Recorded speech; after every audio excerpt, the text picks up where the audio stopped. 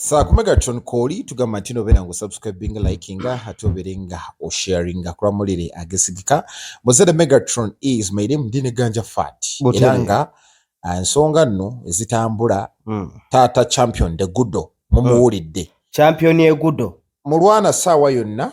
agenda mu mbuzi ekogga alemedde omwana w'omusajja mulabyeko awo ku mukutu ogumu nga akalambidde nti kaakati mulwana bw'aba aganye ebyemirembe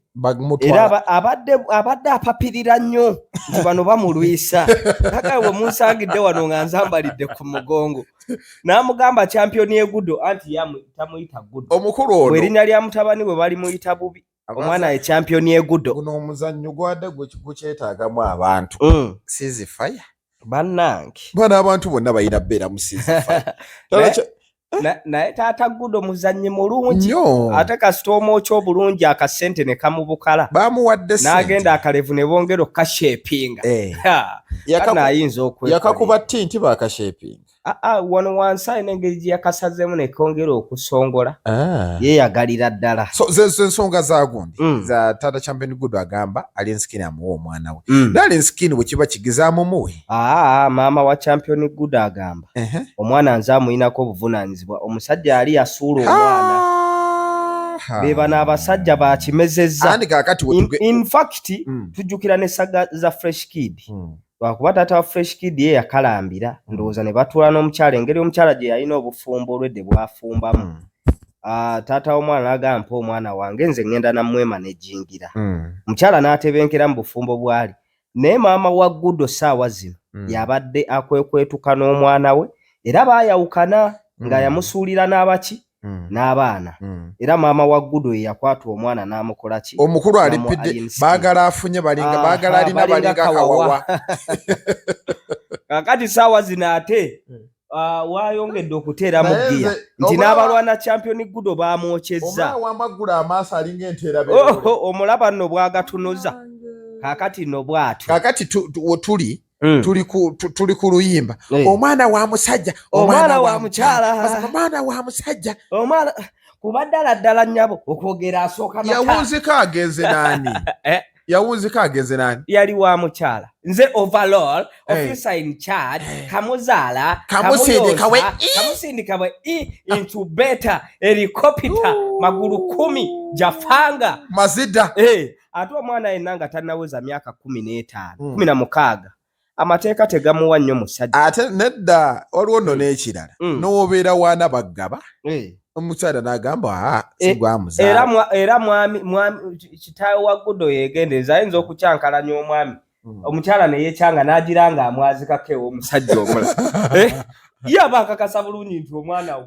naye amwazikako ewala Taata champion Guddo be bano abasajja omusanga alya buli kimu alya ntwingiri alya nkoko nnene alya biki awoza nze yingini abaana banaabiraba okitegeera kati saawa zino yali mu lufula kaleerwa awo mu kawempe ekintu Taata champion Guddo kyakola kibi mbuuza lwaki Taata champion Guddo omwana ono amaze ebbanga ng'alina ali tovangayo why this time ye lwaki kaseera kano wooteeramu nnyo amaanyi ate n'ekirala Guddo alina muganda we omukulu bamuyita Junior naye gundi waliwo gaayo oyo aviirayo nnyo mu gundi nsuubira omukulu oyo naye alimba aliwa wono aviirayo nnyo mu kamera aliwa yenna abeera nnyo ku fangoni awo ayina emimwa minini oyo gaayo oyo ave ku bintu bino kaakati waliwo muganda wa champion Guddo era taata wa Guddo yamwogerako awo nabalabako ku ani kati bano bo bayiza omuze ogukola buuno muganda wa champion Guddo ng'olabira ddala bambi emimwa alina muganda we bamuyita Junior nze senga nalabye ennyindo nga nnene maama wa champion Guddo bwe yali annyonnyola yagamba nti Junior yali mukwano gwa Alienskin era Alienskin gwe yasooka otwala ne bakolagana naye bwe yalaba Alienskin bwe yalaba Guddo n'amulabamu ekitone ekyenjawulo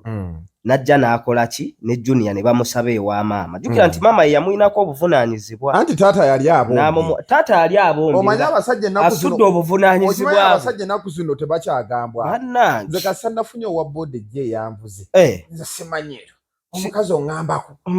nebegera n'emmere nze yagiguze awoza nze yingini saagala nnyo gwo kati oba yinjini omukazi kigudugudu kitaawe wa champion Guddo be basajja abo abawozanze yingini ajja kuse abewaka abalekera 13,000 ayo omukazi bwe yalabanga tebasoboke nga baawula entamu wakati mu kwawula entamu omukazi afunye omwana wa ainako wamutadde bamutadde mulayimulaiti ate omusajja nze kyembadde sitegeera mbadde mmanyi omwama champion Guddo naye agamba mbobbe maama yakalambira era agamba ebyo bya city parent simanyi Kampala parent alien skin bwaba tasazeewo andi kati olaba yamukwasa alinga guardian obuzibu bwenina n'essomero contract bajja kuwa bakuwe ya bad black gy'ataasoma omwana bamugambye ogenda kusoma omwaka gumu najja n'akala bowe baba boogera bagaba basa in fact ne public tebagiwa gondi limitations za babasale eyo nti egenda kukoma omwaka bweguti bo bajja ne bagaba omwana tumuwadde basa ekyasinza okunsanyusa ono ogundi mulwana ogamba nti aza omwana mwesobolera alien skin yavaayo n'akola statement mbwe essomero eryo terifulumyangako ku superstar essomero kyeri ebbeeri alifulumiza ku superstar obaani kirirabangako muwozi si superstar super muwozi oba omukulu bamukubamu ebitu bannange so taata wa champion Guddo nze kyendabye ayina eggaatire bamuvuubiise kuba ndabye bano abaana ba next media bannange ng'okusagambiza kwe balimu bawozawo bigaanaawo tugenda byongerawo ffe tuli tiimu taata era luno oluwala luno olukazi olukulukulu luno olweru nabeerubeeru olwafukamira ennyo luno olugundi lwe lwani luno anti yabuuzanga nyo mwana oyo alina empisi nga ye buli kimu afukamira abuuza tolaba amavivi luvuddeyo ne luyisa maama wa champion Guddo egundi egaali mbwe ekikazi tekitegeera mbwe agenda kifunira abakazi abakulu bakikolere counseling and guidance andi kakati olaba nabana aba Kampala parents akasimbi bakaweereza ku NBS ekuma omuliro kuba yo kyeyagala ye badde efunamu kati ate kino ne lwaki osika ekitajja sirye bayite eddiba ly'enkoko osika ekitajja lwaki tokyesonyiwa alien skin ne maama w'omwana we babanga bavuddewo kuba realistically maama yabadde n'obuvunaanyizibwa ku mwana we nze ekyo mbadde sikimanyi nti maama yabadde abeera naani yabadde agula obudaza yalabirira buli kimu bwe baba bo bakkiriziganyiza ne alien skin nti nze omwana tugenda mutwala mu ssomero gye bawuliriramu emirembe nga ne maama akonyeemu sitampu obuzibu obwandijjidde nga maama kuba maama yalina ettundutundu eddene overall champion Guddo senga naye abadde akalambidde alien skin n'alemerako teyandimazeeko naye chance alien skin ye gyalina ne b'omulaba agadanga eyekibe balina ne ka vidiyo akalala ke baatadde jjo ne champion Guddo nga beeyagala okubalumya abalabi waliwo vidiyo gye nnina wano baabadde n'ono KDD gye twataddeyo nga kayina be kanyumirwa ennyo kabeera nnyo ku tikitaka kayina musajja gwe kanyumirwa ennyo ku tikitaka naye kati olaba gweganja gwawolereza abasajja abakulu kati ono teyeemanyudde aliwa ono teyeemanyula ono toyo yaddiru wali omulabyeko nga yeewadde ekitiibwa gwe gusoosomola kitegeeza nti abadde abasajja abakulu beekola ebintu mu Uganda eno abadde mwemayuzi mu lufula ekkaleeru eyo gy'awangaalira bannange naye kambuuzi bulijjo omwana tamulaba lwaki avaayo ssaawa eno mulwakuba tugambe mbu bawadde basale kyenebuuza bamubuuziza ekibuuzo nti ssebo bulijjo oweerera wakati mu kibuuzo okumumegga bulijjo alinda mu kisaguno wakati mu kibuuzo okumumegga n'atandika okugattirira bulijjo tugattirira n'engattirira ng'omulabira ddala musajja muyaaye akalevu kagize akalevu kakoze white naye ng'obuyaaye kwakoze akalevu kamulinga akamaaye so taata Guddo naawe totusumbuwa nnyo taata Guddo yandibadde mukkaka musenga ssaawa eno kutuula n'aliyeni namugamba nteekateeka ziri wabula okudda ku side ate yabalwana aliyeni ganja kumalako amanyi obutasoma buno bubi olumu ono taata champion Guddo omulaba kyabadde alina okukola obutaddukira mu mawulire abamawulire bano ffe tulina omuze twagala ligenda kukuba nkya ate bo bannamawulire baddukiddeko nga baalaga dda signs and symptoms nti balwana omuntu ate abadde ayambako ki mutabani we okutambuza obulamu gwe kennyini bakuvuubiisa ekigaati otandise okwogera ebitakwatagana kubanze taata wa champion Guddo nasooka mulaba ku BBS tegeera ng'era agamba nti nsiima byonna alien skin byabadde akolera omwana wange kino kyabuukidde mu buukire kino kyakoze kye bayita okwekyusiza mu kitinga embazi ye ng'ebyabaganda bye baagira tubiraba okitegeera ng'olulimi lukyuse oba bamusimbudde sente mmeka ate abo beetaaga nnyingi muzehe najja kufa sente yetagiridde muleke yekaayakane kaakati n'akyukirawo ate n'atandika okubanga muzibu nnyo alien skin onyonoonedde omwana alien skin yenna n'emisuwa ne gimwereega nga muzibu nnyo n'omuzibu waanyo mukaawe okukira omususa muzibu waanyo nobulawo watemereza alinga ali mukka naye ye maama wa champion Guddo nze kasampuliddemu ayogera kimu ganja nze kasampuliddemu ekyamaama kozi mbadde sinnamanya nti maama yagamba alien agamba alien oga ate maama ye ku alien taagala naamumugambirako kuba mutabani we omukulu junior bwe ebintu byonna byafunye abifunidde wa alien alina ki ebitonotono omuntu ne bw'oba omufunyemu ebbinika olwedde oba ogimufunyemu yagamba nti alien skin akyusizza obulamu bw'abaana be era omuntu yenna kuba bano tebaaliyo babuukidde etokota tebaaliyo ng'atoba n'abaana be kawempa gwatera okunyumiza ku baana abalina obwongo obusaamusaamu omwana yenna kasita omuteeka awantu watafunira mirembe kuba I think and I believe that champion Guddo banamutwala sima Kampala Florence sima biki nga tayagala bintu ebyo basoma muwononera bwerere budde bwammwe abata alina kyajja kukolayo olulenzi mululeke lukolebe lwagala lubere alien bw'aba alina essomero lyamuteekeddeteekedde kuba alien am sure nti agenda mufunira essomero due to public demand kyenayagadde alien kyeyasoose okukola omanyi kati nze munembe objective omuntu wagamba mbu kimanya ndali mufuma kati muwolereza beera objective alien kyeyasoose okukola yawuliriza omulanga gwa gavumenti butazza Guddo mu bivu ate kyakubiri n'abagaa nti nze n'omwana ngenda muweerera obusobozi bwange naye lwakuba naye yalwawo mwana yali tamanyi mbu alina okusoma bulijjo tasoma ate bulijjo asoma bulijjo tasoma era njagala omuntu avayo ayiniikize ampeyo ku kifaananyi nga Guddo ali ku ssomero abadde akola kimutebenkeza oba ye abadde ayagala guluminga talent nga Lionel Andres Messi si wano mu Africa era nayo kisoboka ate alien skin yasoma muganda wange si kyangu ate kaza nti ye atuukako mu P6 talent beats all okitegeera anti ono ye tetunnamanya talent efufuggaza muyimbi yayimba tomanyi nti oluyimba ye lumu ayina ennyimba zezole yanga goyiseemu